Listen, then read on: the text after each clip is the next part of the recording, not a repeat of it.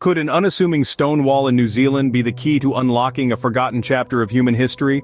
Nestled near Lake Taupo, the Kaimanawa Wall has long been an enigma to locals and history buffs alike.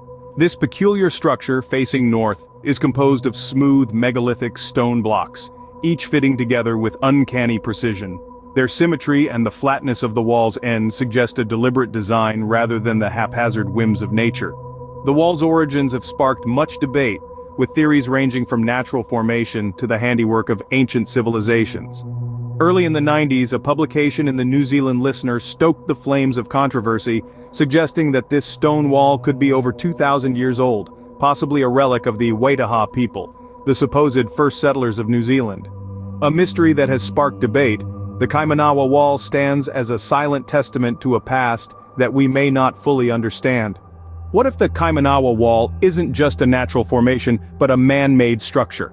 This question has been echoing ever since Barry Brailsford proposed the theory in the early 90s. Brailsford, in his riveting article in the New Zealand Listener, suggested that the Kaimanawa Wall is not a mere natural anomaly but the work of an ancient civilization, the Waitaha.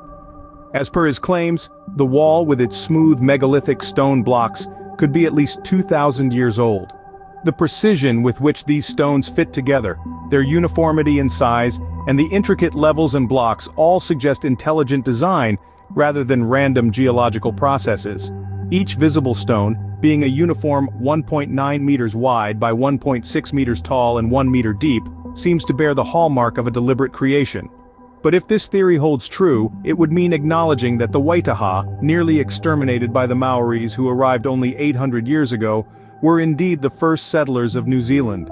And maybe, just maybe, there were civilizations before the Waitaha. This could potentially link New Zealand with other ancient civilizations like those of Egypt and South America. These implications are monumental. Acknowledging the Kaimanawa Wall as a man-made structure would not just rewrite New Zealand's history, but also the world's understanding of ancient civilizations and their reach. It would mean that these ancient people had the ability to construct such sophisticated structures, challenging our perception of their technological prowess.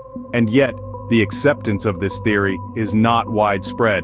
It faces fierce opposition from local Maori people, Department of Conservation archaeologists, geologists, political parties, and even the media. The radical shift in paradigm this theory proposes is a hard pill to swallow for many. Could the Kaimanawa Wall, then, be the evidence of an ancient New Zealand culture, predating even the Maori? As we delve deeper into this mystery, we must keep our minds open to all possibilities, while also demanding rigorous, evidence-based proof. This enigmatic wall may yet reveal secrets that could change our understanding of human history. But what if the Kaimanawa Wall is simply a natural formation, a product of geological processes over thousands of years? Let's explore this theory. The official stance, backed by the Department of Conservation archaeologists and geologists, posits that the Kaimanawa Wall is an outcrop of a large ignimbrite, a natural formation birthed about 330,000 years ago. Ignimbrites are volcanic deposits, formed when a pyroclastic flow, a fast-moving current of hot gas and volcanic matter, cools and solidifies. Now, you may be thinking, but the wall's stone blocks are so smooth and symmetrical. They fit perfectly together and are completely flat at the end. How could nature sculpt such precision? Well, the answer lies in the cooling process of ignimbrites. As the hot ignimbrite cools, it contracts. This contraction can cause fractures in the rock, which may result in block shapes, much like those seen on the Kaimanawa Wall. This theory also provides an explanation for the wall's upward and backward block and level pattern. Natural events such as earthquakes and volcanic eruptions can cause displacement of rocks, leading to such formations. But this doesn't mean the theory is without its controversies. Skeptics argue that the natural formation theory is a convenient explanation, a way to avoid drastically revising the fundamental paradigm assigning the discovery and colonization of New Zealand to the Maori. Regardless of the controversy, the natural formation theory does hold weight. It's backed by geological evidence and the understanding of ignimbrite formations. The skeptics, while raising valid points, have yet to provide concrete evidence that unequivocally disproves the natural formation theory. If this theory holds true, then the Kaimanawa Wall is indeed a testament to nature's astounding power to create and shape. It's a reminder that nature, in all its raw and untamed glory, can sculpt wonders that can rival, and sometimes surpass, the works of man. Why has the Kaimanawa Wall become such a controversial subject? The answer lies not just in the stone blocks of the wall, but in the intertwined threads of social, cultural, and political narratives. The theory that the Kaimanawa Wall is a man-made structure, predating the arrival of the Maori people in New Zealand, challenges the established historical narratives of the country. It implies the existence of a civilization that was here long before the Maori, a concept that doesn't sit well with many, particularly the Maori people themselves. This theory, if accepted, would necessitate a complete rewrite of New Zealand's history, something that is met with resistance from various quarters. The idea that there might have been an advanced civilization in New Zealand before the Maori is not just an academic debate, it carries significant social and political implications. It touches upon questions of cultural identity, ancestral rights, and the very foundation of New Zealand's society. The Maori people, the Department of Conservation archaeologists and geologists, and virtually every political party in New Zealand have found this theory hard to swallow. The controversy took a new turn when the media attention following Barry Brailsford's publication led to a complete ban on the area. This move was seen by some as an attempt to stifle further investigation and discussion on the subject. The subsequent investigation by commissioned geologists who concluded that the wall is a natural formation added fuel to the fire. Skeptics argue that the investigation was biased and accuse archaeologists and political figures of being unwilling to revise old paradigms. The controversy surrounding the Kaimanawa Wall goes beyond the question of whether it's man-made or a natural formation.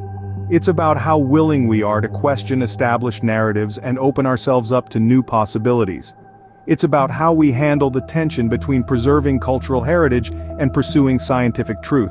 It's about what happens when history, politics, and science collide. The controversy surrounding the Kaimanawa Wall is as much about politics and paradigms as it is about the wall itself.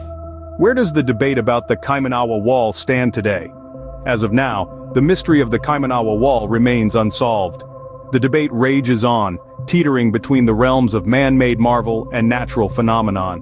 The lack of definitive proof on either side has left a void, a tantalizing gap that continues to fuel speculation and intrigue. On one hand, the proponents of the man-made theory, like Barry Brailsford, stand by their beliefs.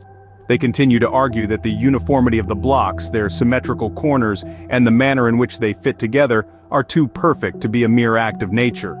They insist that this is the work of an ancient civilization, possibly predating the Maori, waiting to be recognized and understood. On the other hand, the advocates of the natural formation theory maintain their stance. They argue that geological processes such as the cooling of hot ignimbrite, earthquakes, and volcanic eruptions could have resulted in the formation of the wall. They point to the lack of archaeological evidence, such as tools or other signs of human presence, as a strong argument against the man-made theory. The ongoing search for evidence is a quest that echoes the larger human endeavor to understand our past. Each new discovery, each piece of evidence unearthed, has the potential to rewrite the history books, to challenge our established narratives, and to shift our understanding of the world and our place in it. The Kaimanawa Wall debate also highlights the importance of openness and flexibility in the study of history and ancient civilizations. It underscores the need to question, to explore, and to remain open to new possibilities. It reminds us that history is not a fixed, static entity, but a living, breathing discipline, constantly evolving and reshaping itself in the light of new evidence. The controversy also underscores the role of politics and cultural sensitivities in the study of history. It reminds us that our understanding of the past is often shaped by the present, by our current beliefs, biases, and preconceptions. The reluctance to entertain the possibility of a pre-Maori civilization reflects these complexities, these knots that we must untangle in our quest for truth. So, the debate continues.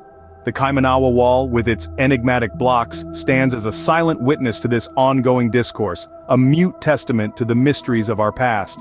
It is a puzzle waiting to be solved, a story waiting to be told.